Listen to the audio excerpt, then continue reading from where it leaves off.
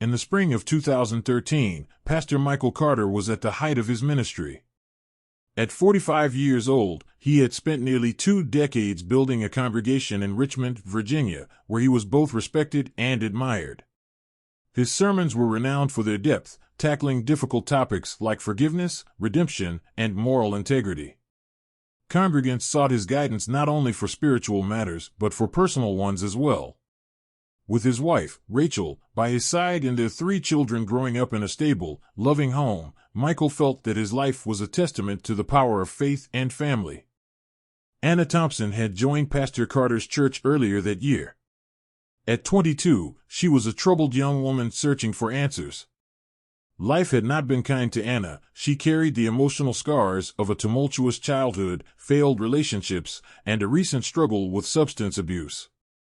In Michael, she saw not just a spiritual leader but a source of comfort, someone who offered her stability and kindness when she needed it most. Unlike others who judged her, Pastor Carter treated her with the same compassion and understanding he offered all his parishioners. At first, Anna's admiration seemed innocent. She attended every Sunday service without fail, sitting in the front row, hanging on to every word of Michael's sermons. Her presence became a familiar part of the church routine, and Michael welcomed her enthusiasm as a sign of genuine spiritual hunger. After a few months, Anna began seeking more one-on-one counseling with the pastor. Michael, ever the dedicated shepherd, agreed, seeing her struggles as an opportunity to help guide a lost soul back to a better path. The private counseling sessions started simply. Anna shared her troubled past with Michael, her broken family, her loneliness, and her sense of unworthiness. Michael listened patiently, offering words of wisdom and advice rooted in Scripture. He encouraged her to find strength in God and reminded her that everyone, no matter how far they had strayed, was worthy of redemption. His words seemed to soothe her, and she thanked him profusely, her eyes filled with gratitude. However, as the weeks went by, Anna's behavior began to change. She grew more attached to Michael, always finding reasons to be near him after services or during church events. At first, Michael dismissed it as a harmless sign of someone seeking guidance. But then her admiration for him began to cross professional boundaries. She lingered after their counseling sessions, her compliments growing more personal and intimate. She often told him how much she admired his strength and leadership, how he was unlike any other man she had known. Michael sensed the shift, though he didn't want to acknowledge it at first. His instinct was to maintain his role as her counselor and continue guiding her spiritually, believing that her behavior would settle once she found her footing in her faith. He carefully navigated their conversations, always steering them back to matters of faith and avoiding any personal compliments or flirtations. Yet, he couldn't shake the feeling that Anna's admiration was turning into something more. One evening, after a particularly emotional counseling session, Anna made her first overt move. As they were preparing to leave his office, she touched his arm, letting her hand linger there longer than necessary. Her eyes held a longing that made Michael uncomfortable. "Pastor," she said softly, her voice trembling with emotion, "I don't know what I'd do without you." Michael quickly pulled back, his heart racing. "Anna," he said, his tone firm but gentle, "I'm here to help you as your pastor, nothing more. Our relationship is one of spiritual guidance, and I want to make sure we keep it that way." Anna flushed with embarrassment, quickly apologizing. She stumbled through an explanation, claiming that she didn't mean to make him uncomfortable. Michael, ever the empathetic counselor, reassured her that it was okay but reiterated the importance of boundaries. He offered a quick prayer, hoping that this would be the end of the matter. But it wasn't. Anna's behavior only escalated. She began finding more excuses to be alone with him, offering to help with church tasks or volunteering for late-night events where she knew Michael would be present. During services, Michael noticed her eyes constantly on him, watching him intently from the front row. Rachel, his wife, started to sense the tension as well, though Michael downplayed it, insisting that Anna was just a troubled young woman seeking help. Despite his reassurances, Michael grew increasingly uneasy. He confided in Rachel that Anna was becoming more attached than he was comfortable with, but he didn't want to abandon her spiritually. He saw himself as her guide through a difficult time, and he didn't want to turn his back on her, believing that with the right approach, she could find her way. However, deep down, Michael knew that the situation was spiraling out of control. Anna's infatuation was no longer something he could dismiss as mere admiration. It had become a dangerous obsession. He prayed for wisdom, hoping that God would show him the right way to handle the situation without causing harm to Anna's fragile emotional state or to his own family's stability. As the summer months wore on, Michael found himself at a moral crossroads. He had always prided himself on his ability to navigate even the most complicated situations, but this felt different. It was personal, it was messy, and it threatened the very life he had worked so hard to build. Little did he know, Anna's feelings of rejection would soon turn into something far more dangerous. As the summer of 2013 progressed, Pastor Michael Carter began to notice troubling changes in Anna Thompson's behavior. Initially, her admiration for him had been subtle, attending services more frequently, lingering after church to ask for spiritual guidance, and expressing gratitude for his support during her struggles. However, over time, her actions became more overt, and Michael could no longer ignore the growing discomfort her presence caused him. Anna, once quiet and reserved, now made sure to sit in the front row at every service, often wearing revealing outfits that seemed inappropriate for church. She would arrive early, volunteer for every event, and make herself available to assist with church duties, all while focusing her attention on Michael.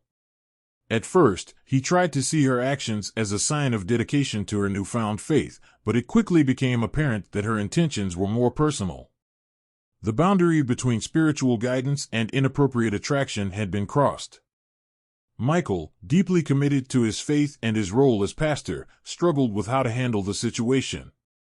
He rationalized Anna's behavior, telling himself that she was lost and searching for stability in her life. He believed it was his duty to help her, to steer her back on the right path, away from confusion or misplaced feelings. But the more she pushed for his attention, the more he began to realize that her intentions were far from innocent. He kept his distance, responding to her messages only when necessary, and always steering the conversation back to matters of faith. Despite his attempts to keep things professional, Anna's advances became more aggressive. She began texting him late at night, using spiritual advice as a pretense to ask personal questions about his life, his marriage, and his feelings.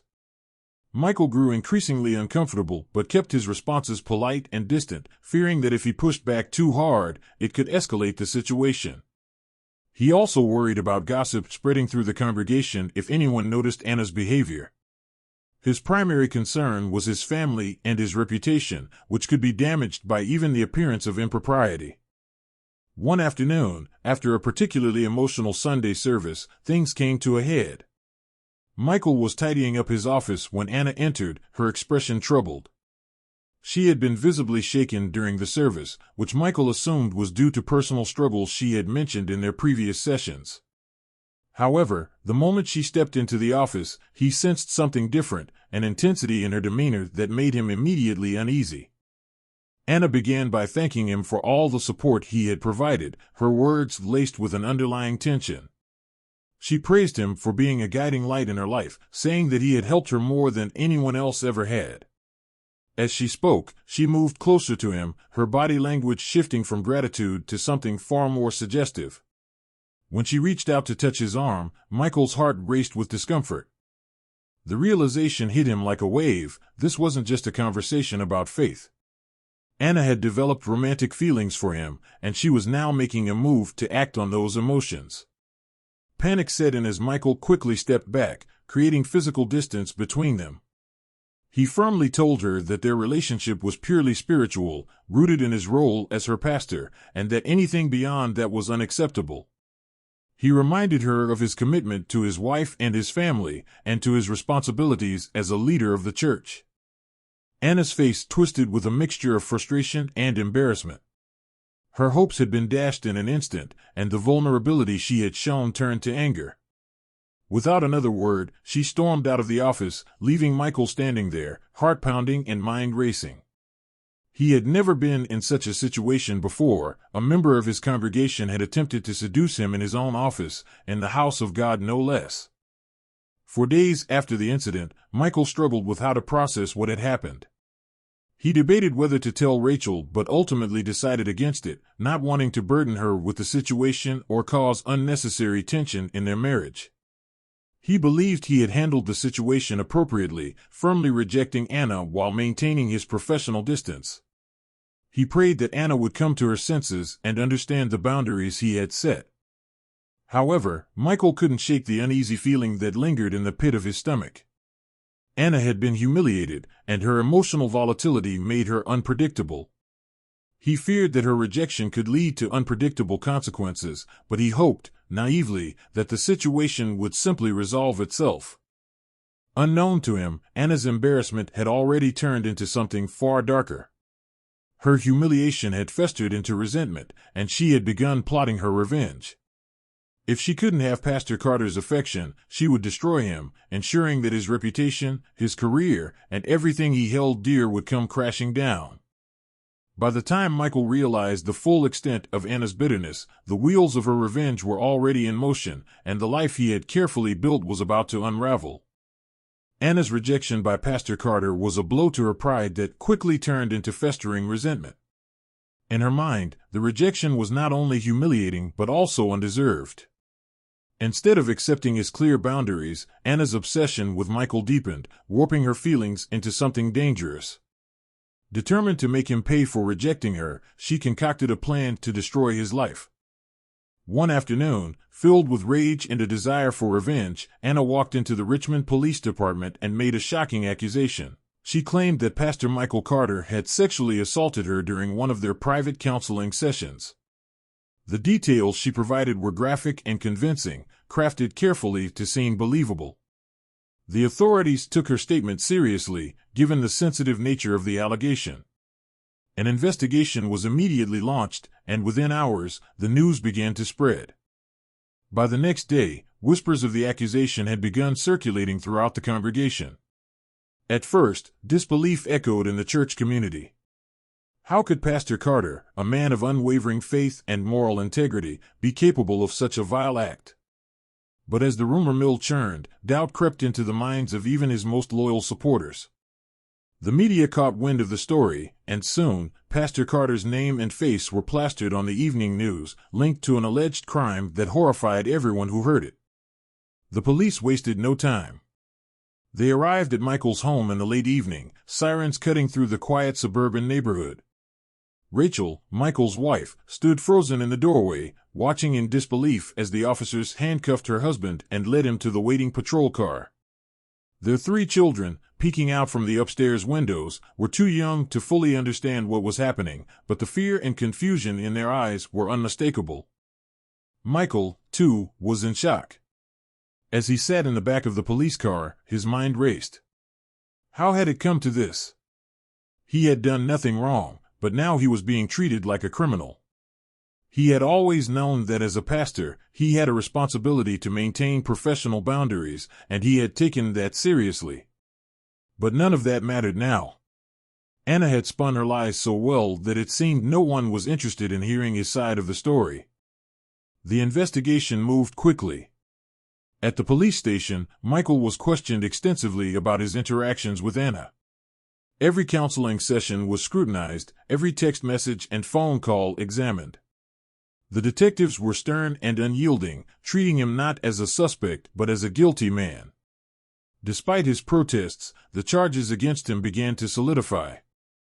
Back at the church, the congregation was in turmoil. Some refused to believe the accusations, standing by their pastor and offering support to Rachel and the children. But others, fearing for their own reputations or simply unsure of the truth, began to distance themselves.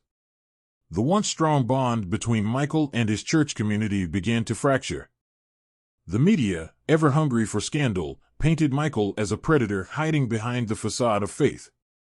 Sensationalized headlines screamed from every corner of the internet and television, and soon the case became a public spectacle. News vans camped outside the church and the Carter family's home, reporters eager for any new development. Rachel, heartbroken and overwhelmed, tried her best to shield their children from the worst of it, but there was only so much she could do.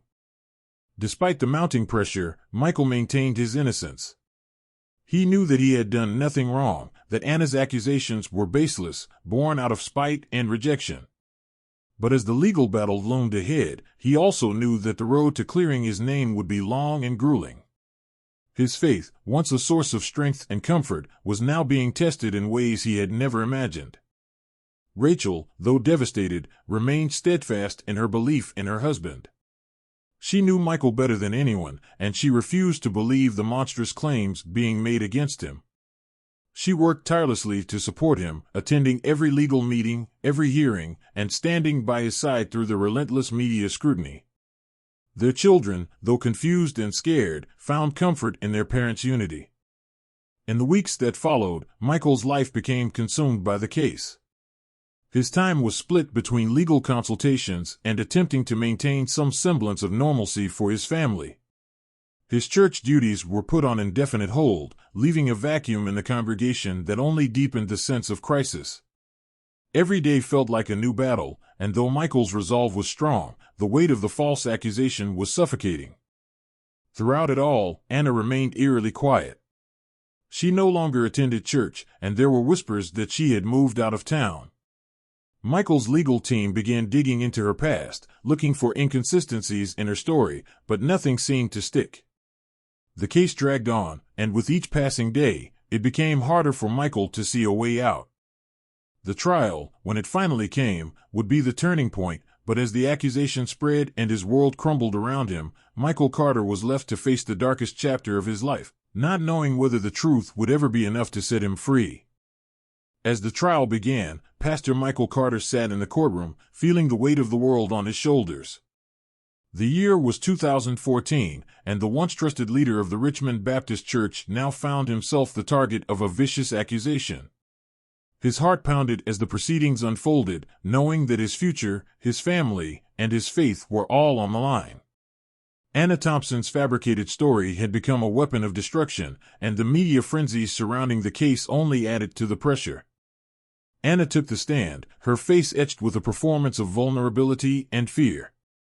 She spun a tale of betrayal and abuse, claiming that Michael had manipulated her during their counseling sessions, turning her admiration into a situation she couldn't escape. Her voice quivered as she recounted fabricated details, painting herself as the victim of a man she once trusted. Tears flowed, and her emotional testimony gripped the courtroom, tugging at the hearts of the jury. The prosecution leaned heavily on Anna's testimony, presenting it as irrefutable proof of Michael's guilt. They knew they had no physical evidence to back up the claims, but they believed that Anna's performance, paired with the shocking nature of the accusation, would be enough to convict Michael. The prosecution portrayed Michael as a man who had exploited his position of power, using his status as a pastor to hide his dark, predatory behavior. But beneath the surface, cracks began to appear in Anna's story. There were inconsistencies, small details that didn't align with the evidence. The timeline she described didn't quite fit, and the circumstances of the alleged assault seemed suspicious. Michael's defense team picked up on these contradictions, but they knew they were facing an uphill battle. Public perception was against them, and in cases like these, emotion often outweighed logic. Michael's defense team focused on his character. They presented him as a man of deep faith, a devoted husband and father who had led his congregation with integrity for years. Witnesses from the church, fellow pastors, and longtime friends testified to Michael's unblemished history. They described him as a man who had helped countless people through difficult times, offering guidance and support without ever crossing the line. Rachel, Michael's wife, was a pillar of strength throughout the trial. She sat in the courtroom every day, never wavering in her belief in her husband's innocence. Her support was unwavering, even as the media cast shadows of doubt over their family. Rachel testified in defense of Michael, speaking not only about his character but about their shared commitment to their faith and to their family. Her presence helped humanize Michael in the eyes of the jury, showing them that behind the pastor accused of such a heinous crime was a man who had spent his life dedicated to others. Michael's defense also highlighted the lack of any physical evidence. There were no medical reports, no witness accounts, no emails or text messages that could corroborate Anna's story. Everything was based on her word alone, and while her emotional testimony had been powerful, the defense argued that it wasn't enough to convict a man who had spent his life upholding the values of truth and justice. As the trial stretched on, the emotional toll weighed heavily on Michael. He prayed daily for strength, leaning on his faith in God to carry him through the darkest days. He felt the stares of the courtroom on him, the skepticism in the eyes of the jury, and the judgment from the media, but he never wavered in his belief that the truth would come to light. Despite the overwhelming pressure, Michael maintained his composure, knowing that he could only rely on the truth and his faith in God's will. The courtroom became a battleground, with Michael's character being questioned at every turn. The prosecution painted him as a manipulative predator, while the defense sought to show him as a man who had been caught in a web of lies spun by a troubled young woman. Michael could feel the tension mounting with each day of the trial, the weight of the accusation pressing down on him like a heavy burden he could barely carry. For Michael, every day in court was an excruciating test of patience and endurance. He watched as the prosecution tried to chip away at his reputation, using every possible angle to cast doubt on his innocence. But he also watched as his legal team steadily chipped away at Anna's credibility. They pointed out the contradictions in her story, the lack of corroborating evidence, and the fact that Anna's own life had been filled with chaos and personal issues before she ever met Michael. As the trial neared its conclusion, both sides made their closing arguments. The prosecution emphasized the emotional impact of Anna's testimony, urging the jury to believe her story and convict Michael of the crime. They warned that a man like him, with so much influence, could easily escape justice unless the jury held him accountable. The defense, on the other hand, made a passionate plea for the truth. They pointed out the holes in Anna's story, the lack of physical evidence, and Michael's long history of service to his community. They reminded the jury that the law required proof beyond a reasonable doubt, and in this case, that proof simply didn't exist. When the jury finally retired to deliberate, Michael sat quietly with his hands clasped in prayer, his heart pounding in his chest. The days of waiting felt like an eternity, but he remained hopeful, believing that God would guide the jurors to see the truth. For Michael and his family, the trial had become more than just a legal battle. It was a test of their faith, their resilience, and their commitment to one another. Through every painful moment, they had clung to the belief that the truth would prevail, and that God's will would ultimately determine their fate. The verdict was now in the hands of the jury, and all Michael could do was wait, praying that justice would be served and that the truth would finally set him free. As the trial moved forward, doubts about Anna Thompson's accusations against Pastor Michael Carter began to emerge. On the surface, Anna had appeared vulnerable and believable, but as more witnesses were called to the stand, the foundation of her story began to crumble. Church members who had interacted with Anna in the months leading up to the alleged assault described her increasingly erratic behavior. Several noted how she had fixated on Pastor Carter, becoming unusually possessive and often displaying signs of jealousy whenever he interacted with other female congregants. It wasn't just the congregation who started to question her motives. Detective Robert Miller, who had initially taken Anna's accusations at face value, began to notice discrepancies in her statements. Miller had a reputation for being thorough, and something about this case didn't sit right with him. The more he investigated, the more he found inconsistencies between Anna's version of events and the evidence they had collected. Miller requested a deeper dive into Anna's background. What he found raised serious concerns. Anna had a documented history of making false claims of abuse, particularly against men in positions of authority. In one instance, several years earlier, she had accused a former employer of harassment, a case that was eventually dismissed due to lack of evidence and conflicting testimony from her own friends. Miller presented these findings to the prosecution, but they were reluctant to abandon the case based on Anna's past. They had already staked so much on her testimony, and the pressure from the media was mounting. However, the turning point came when Pastor Carter's defense team introduced phone records that cast serious doubt on Anna's timeline of events. These records showed that Anna had sent numerous text messages to Pastor Carter in the days leading up to the alleged assault, messages that were anything but fearful. The texts revealed that Anna had been pursuing Pastor Carter aggressively, with some messages expressing frustration and anger over his rejection of her advances. One text in particular caught everyone's attention. Sent just days before she reported the assault, Anna had written, "I can't believe you're choosing her over me. You'll regret this." The text was a clear indication of Anna's motivations. She had been furious that Pastor Carter had remained loyal to his wife, and she was determined to punish him for rejecting her. This message directly contradicted her previous testimony, in which she had claimed that she had been fearful of the pastor for weeks prior to the incident. During cross-examination, the defense attorney methodically tore apart Anna's story, using her own words against her. Under the pressure, Anna's confident demeanor faltered. She stammered, her answers becoming evasive as the defense attorney pointed out the inconsistencies between her testimony and the physical evidence.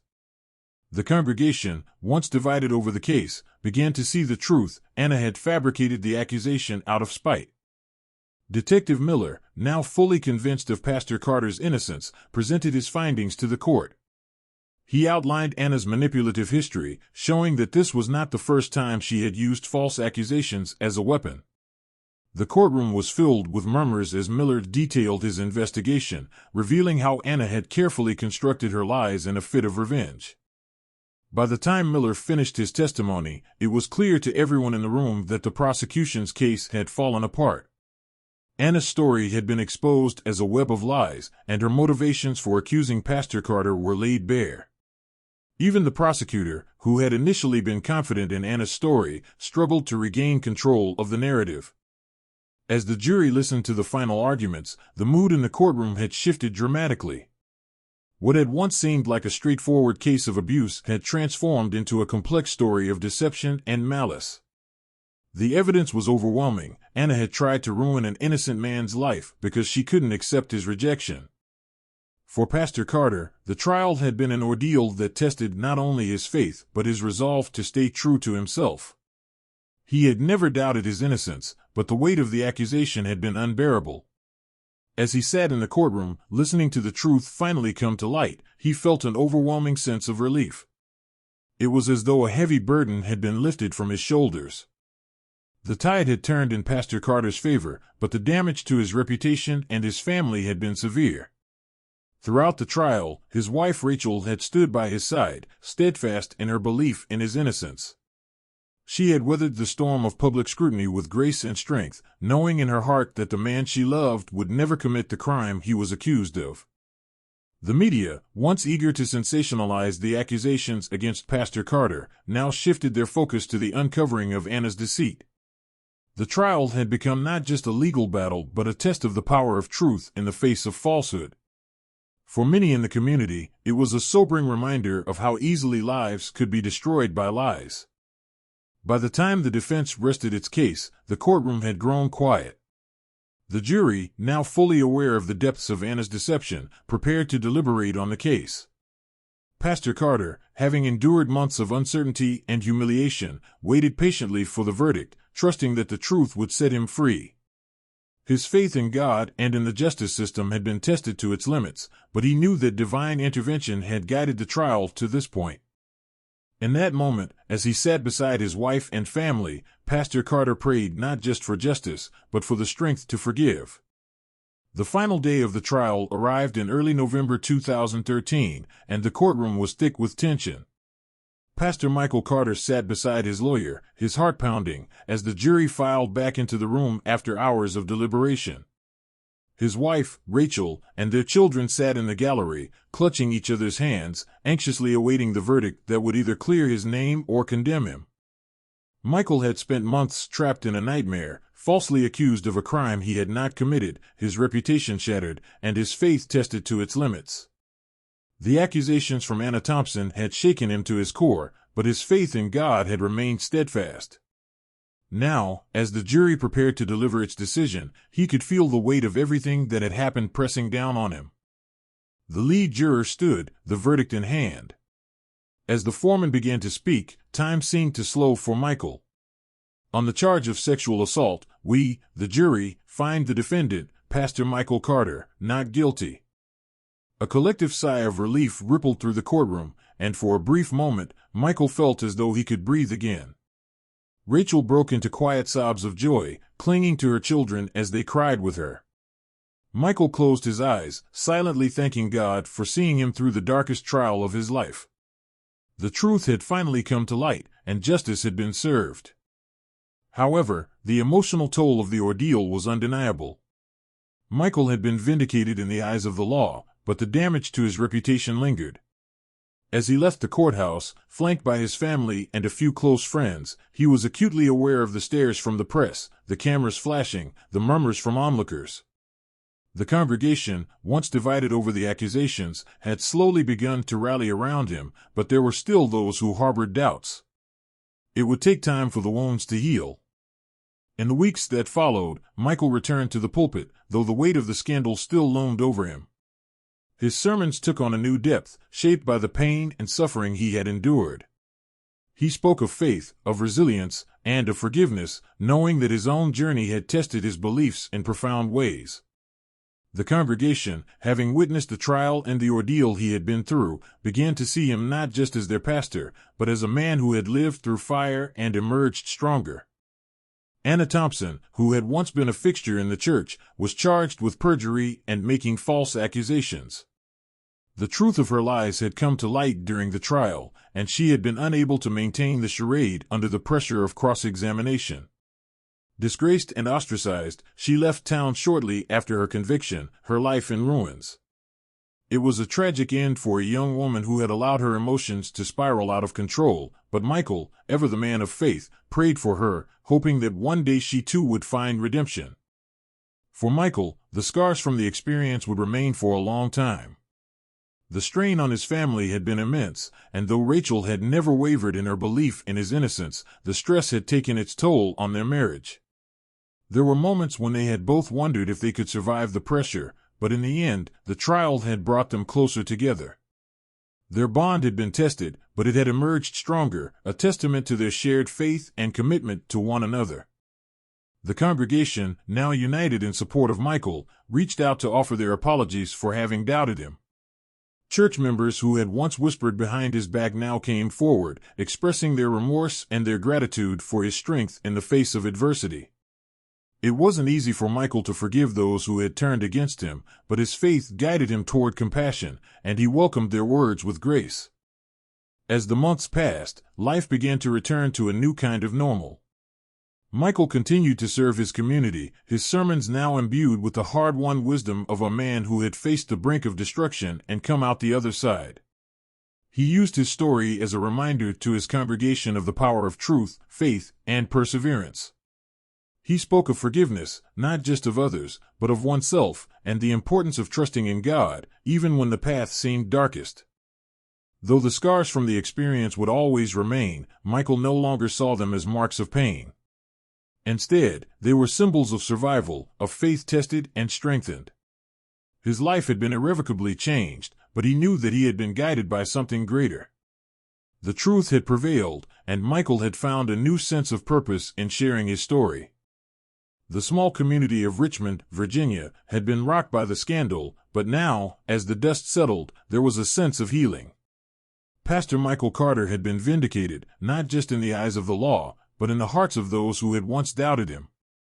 And as he looked out over his congregation one Sunday morning, his family seated proudly in the front row, Michael knew that this chapter of his life, though painful, had brought him closer to the truth of his faith.